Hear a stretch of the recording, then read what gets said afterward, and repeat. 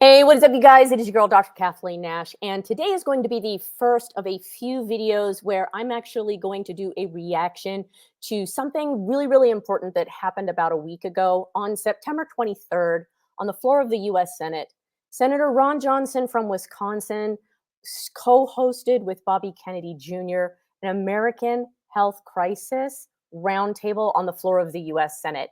This was a really big event. There were a lot of speakers that were anywhere from the medical community to the scientific community, psychiatry, bloggers, podcasters, all talking about the crisis that is our American health and consequently the American healthcare system. The thing is, nobody really knows that this even occurred. The video itself, the only one that I could find, has really low views considering the important topic and who is speaking. The only way that I found out about this was from a random post on Instagram. I had no idea, even though this is something that I talk about and watch all of the time.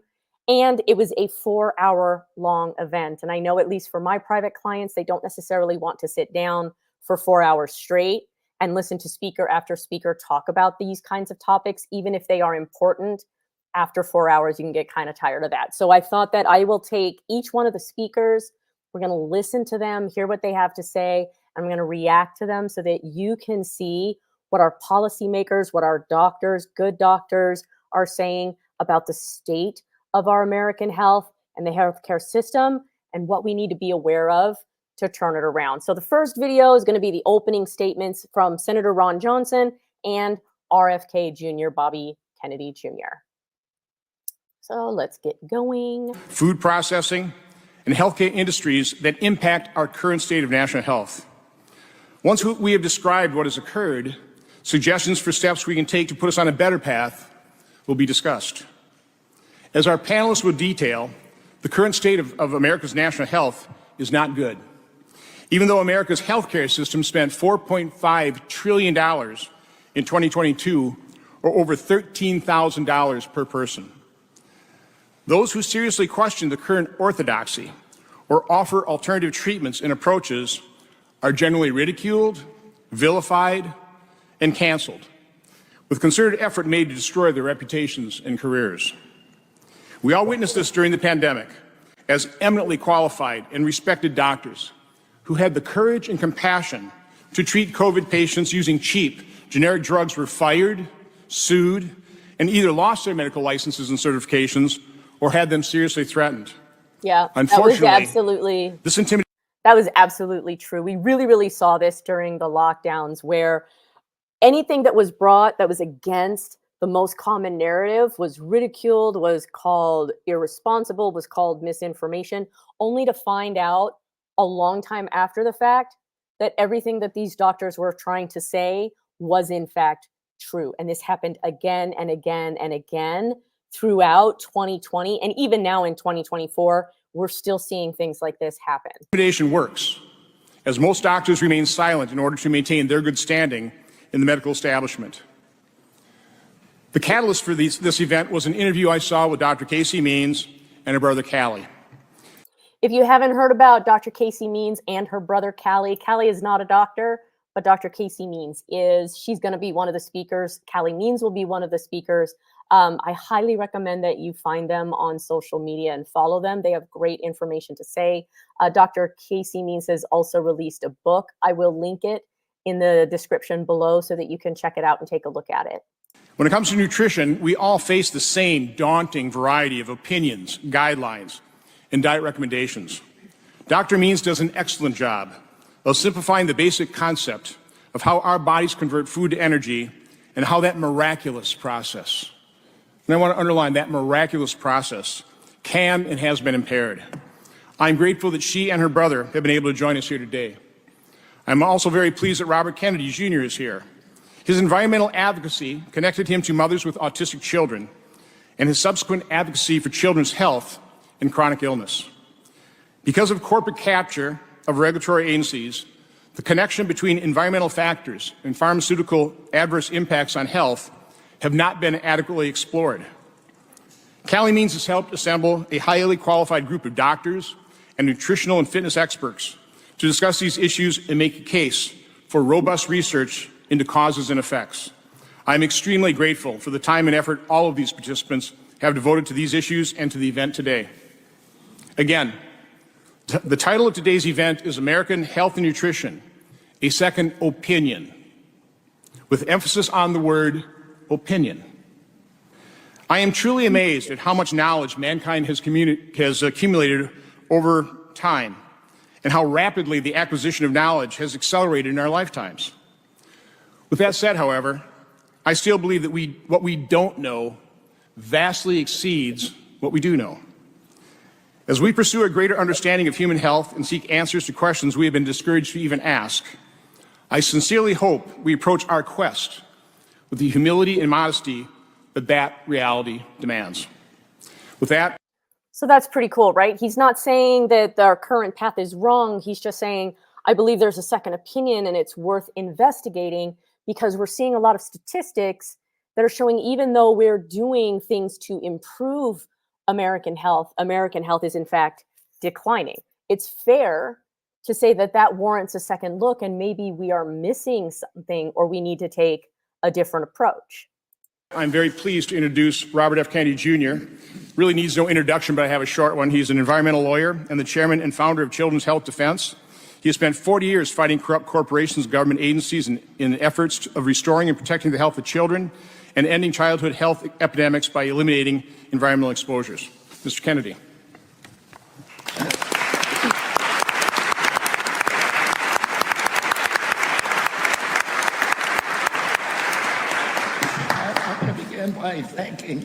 I want to begin by thanking Senator Johnson for his courage and the gift that he had of critical thinking, which survived the orchestrated fear that we fought, that we all encountered during the pandemic. He was the only member of this body for some time that was willing to challenge the orthodoxies. He was subsequently joined by one other key member, Rand Paul, and he faced the same kind of vilification, the marginalization, the demonization, the discreditization that he just referred to, that was applied in such an extraordinary way to the scientists, the medical professionals, and the people, the individuals who were injured by some of these government policies.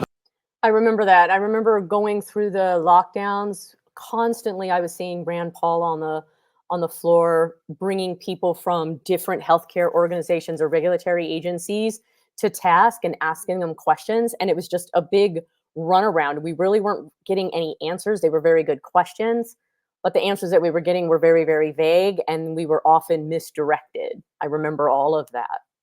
We're systematically silenced, not only by the government agencies that are captured by the pharmaceutical companies that were profiting by hundreds of billions from these policies, and that exercise such an extraordinary control over this body, but also by the mainstream media in this country, which also gets 47% of its advertising revenue from the companies that profited during that period.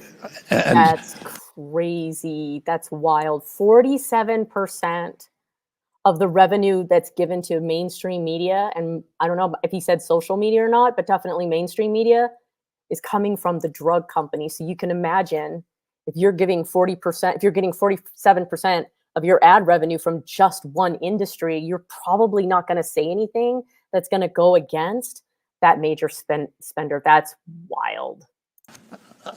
Senator Johnson, you gave so many of us extraordinary hope during that period. I'm actually going to back him up. I want to hear him say that again. I honestly, from the companies that profit control over this body, but also by the mainstream media in this country, which also gets 47% of its so he specifically said mainstream media. Advertising revenue from the companies that profited during that period. And Senator Johnson, you gave so many of us extraordinary hope during that period. I honestly, I don't know what would have happened to this country if you had not been there. And there was an extraordinary personal cost that you paid for it. You and I became not only professional associates, but close personal friends during that period. And you are somebody that, in my mind, was a supervillain prior to the pandemic, and now you're one of my biggest heroes. And I'm very grateful.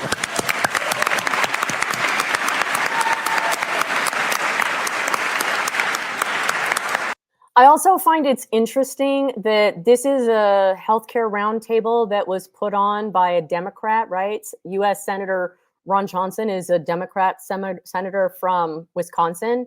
Yet the only place that I could find that covered it in its entirety was Fox News, right? That surprises me. Maybe other ones did, but I just couldn't find them. When discussing improvements to U.S. healthcare policy, politicians from both parties often say that we have the best healthcare system in the world. That is a lie. The U.S. healthcare system is an existential threat to our country. If the American experiment That's a bold claim. fails, it will not be because we had the wrong marginal tax rate. It won't be because we don't have the perfectly optimized level of social safety net spending. It won't be because of the culture war and DEI issues and the media trumpets to orchestrate the division among all of us. No, if America fails, the chief reason will be because we let our country get sicker, more depressed, fatter, more infertile, at an increasing rate while crippling our national security, bankrupting our national budget with healthcare costs.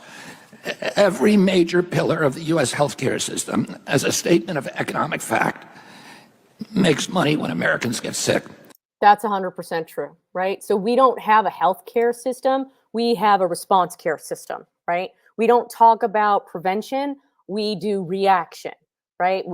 That's absolutely true. If you are healthy and you don't need medications and you don't need doctor visits, a lot of people are going to lose a lot of money. So I agree with him there. The most valuable asset in this country today is a sick child. The pharma industry, the hospital industry, and medical school industry make more money when there are more interventions to perform on Americans. And by requiring insurance companies to take no more than 15% of premiums, Obamacare actually incentivized insurance companies to raise premiums to get 15% of a larger pie. So think about that, right? Obamacare, when we had Obamacare, right? He said he flat out told the insurance companies, you can't take any more money than 15% of whatever the patient's premium is. So the insurance company's response was to just increase premiums wildly, which we all saw once Obamacare went into effect, so that they could get a bigger 15%. That's true. This is why premiums have increased 100% since the passage of Obamacare, making healthcare the largest driver of inflation while American life expectancy plummets. We spend 4 times per capita on healthcare than the Italians, but Italians live 7.5 years longer than us on average.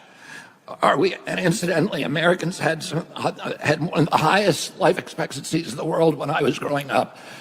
Today, we've fallen an average of 6 years behind our European neighbors. Are we lazier and more suicidal than Italians? Or is there a problem with our system? Are there problems with our incentives? Are there problems with our food? During the COVID epidemic, with the highest body count of any country in the world, we had 17% of the COVID deaths in this country. We only had 4.2% of the world's population. This is why I don't want to react to this, because it's just going to get me upset. It's just going to make me, I can already hear my voice. I can already feel the tears coming to my eyes. Think about what he just said. We only make up 4% of the global population, yet our country was responsible for 17% of the deaths that occurred as a result of the global healthcare crisis of 2020. I need him to say that again. I was growing up, Today, we've fallen an average of 6 years behind our European neighbors. Are we lazier and more suicidal than Italians? Or is there a problem with our system? Are there problems with our incentives? Are there problems with our food? During the COVID epidemic, with the highest body count of any country in the world, we had 17% of the COVID deaths in this country. We only had 4.2% of the world's population. We literally had the worst record of any country in the world. While this should have been a blaring wake-up call to about our weakened American immune systems, our health leaders said that COVID was a pharmaceutical deficiency. Oh my God, that's so true. I remember going through the lockdowns and we saw the ticker change from death, death, death to case, case, case. But they very, very rarely said that the people that were at the highest risk of mortality were two groups. There was the elderly, which we would expect, but then there was the obese with comorbidity. There was the metabolically sick. That information, while it did come out, it didn't come out, it wasn't blaring. It wasn't coming out with trumpets blaring. Do you know what I mean? We heard about it, but just a little bit. It was kind of suppressed. And all we talked about is when were we going to get some kind of a pharmaceutical reaction to what we were dealing with, even though we could clearly see right from like the first 12 months that the obese and the metabolically sick, or obese with metabolically sick, or just metabolically sick, these were the people that were faring the worst during that crisis. Was a lie. We have the highest chronic disease rate on earth, and according to the CDC, the average American who died from COVID had, on average, 3.8 chronic diseases. Now think about that. This isn't something he's making up. This is the CDC saying that everybody that passed away as a result of that healthcare crisis in our country, on average, had almost 4 comorbidities. So you might be thinking, well, what's a comorbidity? That's stuff like being insulin resistant, type 2 diabetic, Alzheimer's, high blood pressure, high cholesterol, thyroid problems, fatty liver, PCOD, PCOS, right? Certain forms of cancer. Think about how many people in your community or people in your circle of influence has something like high blood pressure or insulin resistant or pre-diabetic or fatty liver or PCOD, PCOS. Like, we all know people in our immediate circle that have that. That's crazy. So these were people who had immune system collapse, who had mitochondrial dysfunction. And no other country has anything like this. 2/3 of American adults and children suffer from chronic health issues. 50 years ago, that number was 1%. That's about 70%. Somewhere between 67 and 70%. Wow. When my uncle was president, about 1% of the children in this country had chronic disease. Today, that number may be as high as 60%. In America, 74% of Americans are now overweight or obese. I knew that. The obesity part really went high since 2020. I think it went from 29% to something like 42.4%. Hasn't come really back down since. Including 50% of our children. 120 years ago, when somebody was obese, they were sent to the circus.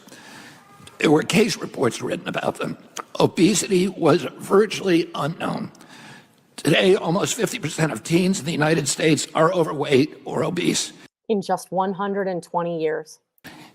In Japan, the childhood obesity rate is 3%. Half of Americans have pre-diabetes or type 2 diabetes. And when I was 10 years old and my uncle was president, a typical pediatrician would see one case of type 2 of juvenile diabetes during his 40 or 50-year career. Today, 1 out of every 3 children who walk through his office door. Yeah, back in the day, pediatricians treated type 1 diabetes, right? Juvenile diabetes. It used to be known as adult onset diabetes. About what, 20 years ago, 30 years ago, it wasn't called type 2 diabetes. It was called adult onset diabetes because you didn't see it in children. And now he's saying 1 in 3 kids that walk through the door of a pediatrician's office is somewhere on the diabetic spectrum in less than 100 years, or from his generation when he was growing up to now? That's what, 60 years? Is diabetic or pre-diabetic. And it's called today, 1 out of every 3 children who walk through his office door is diabetic or pre-diabetic. And it's causing, and diabetes, and the same mitochondrial disorder that causes diabetes is also causing the epidemic of Alzheimer's in this country, which is now classified as diabetes. Type 3 diabetes. I was hoping he was going to say that. We've known that for a long time. We've known that since before 2020, that Alzheimer's is known as type 3 diabetes. Yet every time I bring that up to my private clients or people who are interested in talking to me about becoming a private client, they've never heard that. They have no idea that that's what's going on, or that that's what it is. And it's costing this country more than our military budget every year. It is a crisis that 77% of our... Wait a minute, what did he just say? And it's costing this country more than our military budget every year. So the treatment of what? Diabetes? Wait a minute. Disorder that causes diabetes is also causing the epidemic of Alzheimer's in this country, which is now classified as diabetes. And it's costing this country more than our military budget. So I think he's saying the spectrum of diabetes, anything from insulin resistance all the way up to insulin dependent type 2 diabetic plus Alzheimer's, costs more than the military budget of the United States. Think of how huge our military is, and this is costing more. Every year. It is a crisis that 77% of our kids are too disabled to serve in the United States military. In my generation, the odds and rate of autism were about 1 in 10,000. And in my kids' generation, 1 in every 34 children. In the state of California, where I live, it's 1 in 22. One child in 34 is now at the risk of being autistic. And in California, it's 1 in 22. What the hell's going on in California? Oh my God. And by the way, there has been no change in diagnosis, which is the industry alibi. Study after study, there's been no change in screening either. Study after study shows that this is a change in incidence. We are in the midst of an epidemic. Why are we allowing this to happen to our children? These are the most precious assets that we have in this country. How can we let this happen to them? How can we call ourselves a moral nation, the exemplary democracy in the world, if we are treating our children like this? About 18% of American teens now have fatty liver disease. That disease, when I was a boy, only affected late-stage alcoholics who were elderly. Yeah, cancer rates are skyrocketing. Back in the day, if you heard about anybody having fatty liver, you knew that they were an alcoholic. You only saw it there. He's saying now 18% of kids have it. This is something I really, really do not understand when we look at certain communities that are trying to tell us that obesity isn't a problem, that obesity is not unhealthy, that obesity is not an indicator of poor health. Our health is in the flippin' toilet and has gotten that way in just what? Anywhere from 60 to 100 years. How can you honestly sit there and tell yourself that obesity isn't a driver in this, doesn't play a part in this, or whatever is driving the obesity and the metabolic sickness needs to be looked at? And obviously something is going on here that is making American bodies, and now globally, because our food, once our food goes into another country, that's when that country starts to show poorer health outcomes. Not their food coming to us, our food going to them. I really do not understand how certain communities online can say, yeah, you know what, obesity is fine, it's glorious, it's beautiful. No, it's an indication of being very, very metabolically sick. And look at the amount of money it is costing us and the amount of damage. 77% of people can't qualify to get into the US military? Wow. In the young and old. Young adult cancers are up 79%, and 1 in 4 American women is on antidepressant medication. 40% of teens have a mental health diagnosis. 15% of high schoolers are on Adderall. And 500,000 American children are on SSRIs. No other country has anything like this. So what's causing all of this suffering? I'll name 2 culprits. First and worst is ultra-processed foods. I agree. Oh my God, I agree. Ultra-processed foods. The amount of ultra-processed foods that we eat in this country is absolutely ridiculous. Now, you might be asking, well, what exactly is an ultra-processed food, right?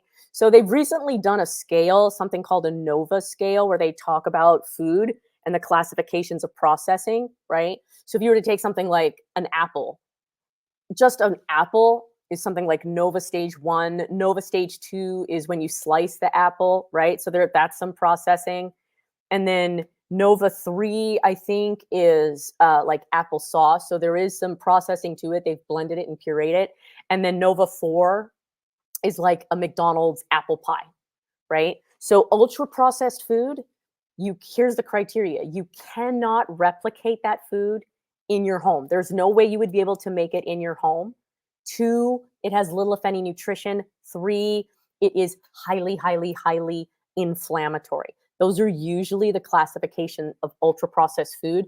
And I believe the most recent statistics say that 73% of the food that we eat every day, so if you eat 2,000 calories, right, 1,600 calories are coming from ultra-processed food, and it's highly dangerous. I'm glad he said it.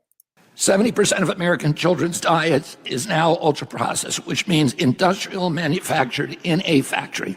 Yeah, so he's saying 70%. I've seen 73%, but fine.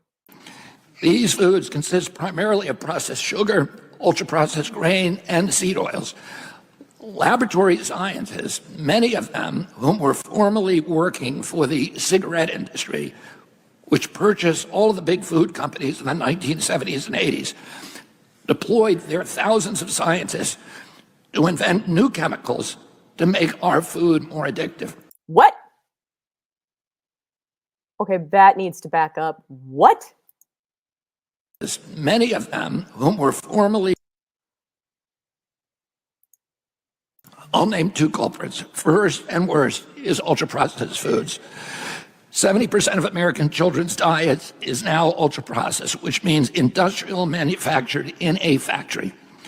These foods consist primarily of processed sugar, ultra-processed grain, and seed oils. Laboratory scientists, many of them whom were formerly working for the cigarette industry, which purchased all of the big food companies in the 1970s and 80s. I didn't know that. Cigarette companies bought food companies? Deployed their thousands of scientists to invent new chemicals to make our food more addictive. And these ingredients didn't exist 100 years ago. Humans are not biologically adapted to eat them. Hundreds of these chemicals are now banned in Europe, but they are ubiquitous in American processed foods. We are literally poisoning our children systematically for profit. I didn't know that shit about the cigarette companies. I didn't know that. And I've studied this for 10 years. I didn't know that. That is diabolical. Wow. The second culprit is toxic chemicals in our food, our medicine, and our environment. Pesticides, food additives, pharmaceutical drugs, and toxic waste permeate every cell in our bodies. This assault on our children's cells and hormones is unrelenting. They are swimming around in a toxic soup. And to name just one problem, many of these chemicals increase estrogen.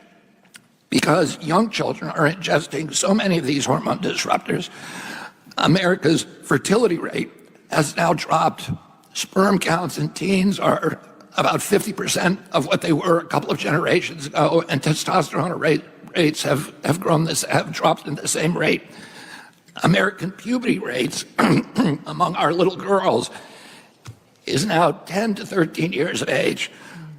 Our country has the earliest puberty rate of any continent. This is 6 years younger than it was in 1900. Wow. This is not normal. I didn't know we were the youngest puberty rate in the entire world, too. Way to go. Breast cancer is also estrogen-driven and now strikes 1 in 8 women.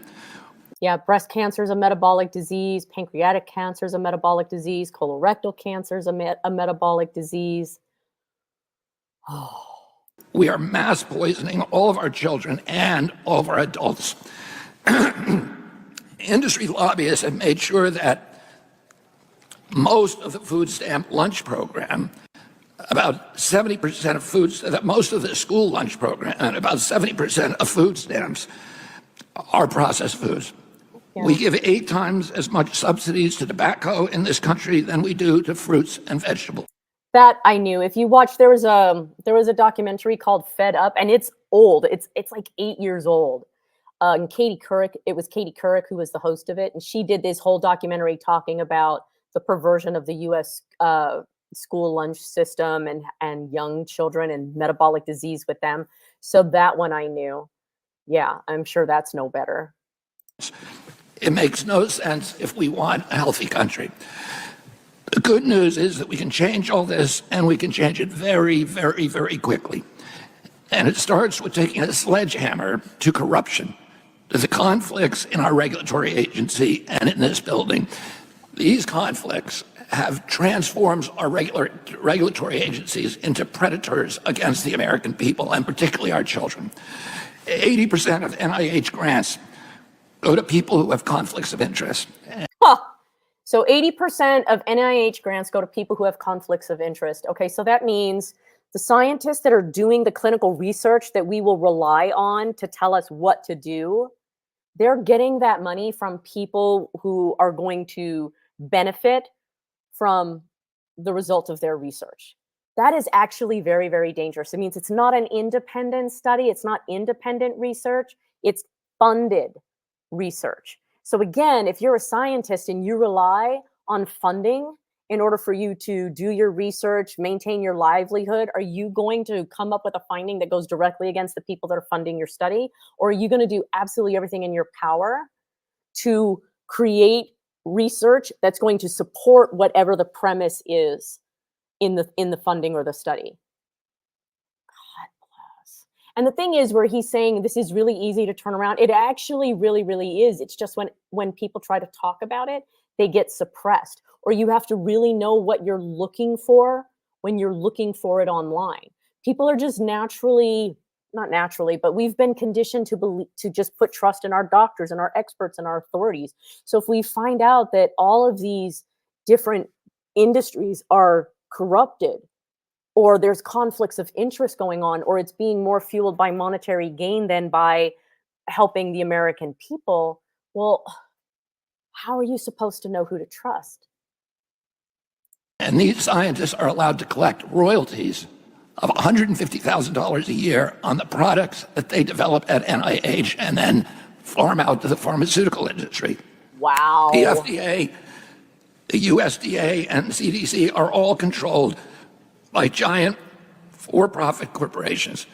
Their function is no longer to improve and protect the health of Americans. Their function is to advance the mercantile and commercial interests of the. So who did he say? The FDA, the USDA, and who else? The CDC? No longer to improve and protect the FDA, the USDA, and the CDC are all controlled by giant for-profit corporations. So if you think about all three of those regulatory agencies and how much we've heard about them in the last 4 years, the healthcare crisis, all you heard about was the CDC, and what was the CDC telling us to do? Their function is no longer to improve and protect the health of Americans. Their function is to advance the mercantile and commercial interests of the pharmaceutical industry that has transformed them, and the food industry that has transformed them into sock puppets of the industry they're supposed to regulate. 75% of FDA funding does not come from taxpayers. It comes from pharma. And pharma. 75% of their funding comes from the pharmaceutical industry. Wow. Executives and consultants and lobbyists cycle in and out of these agencies. Money from the healthcare industry has compromised our regulatory agencies and to this body as well. The reality is that many congressional healthcare staffers are worried about impressing their future bosses at pharmaceutical companies rather than doing the right thing for American children. Today, over 100 members of Congress support a bill to fund Ozempic with Medicare at $1,500 a month.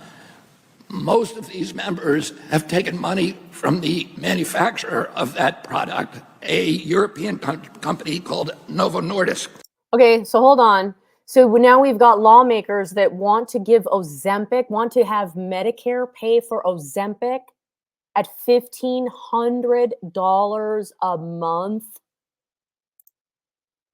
If you do any kind of independent research of your own on semaglutide, which is the name of the drug that is commercially known as Ozempic or Wegovy, right? So Ozempic was for type 2 diabetes. I think it's been around since 2017 or 2018. It's been around for a while. It wasn't until they saw a small modicum of weight loss or the side effect of weight loss, right? And on average, just so you know, on average, clinical research, the studies that allowed semaglutide to be used as for weight loss specifically to turn into Wegovy, it was something like 15% of scale weight would be lost in 68 weeks. So we're talking about a year and a half, you'd lose 15% body weight. So if you're 200 pounds, you'd lose 30 pounds in a year and a half. You could easily do that by just making dietary changes or lifestyle changes. You could beat that number. And we're paying $1,500 a month. And if you come off of it, it's something like 2/3 of your weight will come back if you come off of the drug. Like they'd recently done a study testing that because there was claims that people were gaining all the weight back or all the weight back plus more. So they did, I think it's called a STEP study. And so when they did the STEP study, they found out, no, it wasn't, you didn't gain all the weight back. You didn't gain double the weight back, but you gained 2/3 of it back, not to mention all of the side effects and the damage to the digestive tract and thyroid cancer and all these different things that were happening as a result of taking the drug. All so that you'd only keep 1/3 of the weight that you lost. And we're going to fund that with Medicare. Oh my God. As everyone knows, once a drug is approved for Medicare, it goes to Medicaid. And there is a push to recommend Ozempic for Americans as young as 6 over a condition, obesity, that is completely preventable and barely even existed 100 years ago. Since 74. That's important too. Obesity is completely preventable. It is completely reversible through natural methods and didn't exist 100 years ago. 4% of Americans are obese. Wait, the what? cost of all of them, if they take, since 74% of Americans are obese, the cost of all of them, if they take their Ozempic prescriptions, will be $3 trillion a year. This is a drug that has made Novo Nordisk the biggest company in Europe. It's a Danish company, but the Danish government does not recommend it. That's true too. So Callie Means, again, I'll put some of his information in the description below so that you can check him out. He's been a long time opponent against Ozempic, especially Ozempic prescribed for children and prescribed for weight loss. Not necessarily against the drug itself, but using the drug for weight loss. And he was the first time that I heard it exposed that the Danish company Novo Nordisk, Ozempic, semaglutide, not used at all in any part of Europe, not just Denmark. No part of Europe allows semaglutide to be used for weight loss. It is mainly in the United States and Canada, nowhere else. So if it's so effective for weight loss, why aren't they using it in Europe? And that was Callie Means. That was the first time I heard about it, was from Callie Means. It recommends a change in diet to treat obesity and exercise. Virtually Novo. Right. So Denmark recommends changing your diet, changing your lifestyle, not taking a drug to turn around obesity. Nordisk's entire value is based upon its projections of what Ozempic is going to sell to Americans. For half the price of Ozempic, we could purchase regeneratively Novo Nordisk's entire value. I want to rewind that. recommends a change in diet to treat obesity and exercise. Virtually Novo Nordisk's entire value is based upon its projections of what Ozempic is going to sell to Americans. For half the price of Ozempic, we could purchase regeneratively raised organic agriculture or organic food for every American, 3 meals a day, and gym membership for every obese American. Why are members of Congress doing the bidding of this Danish company instead of standing up for American farmers and children?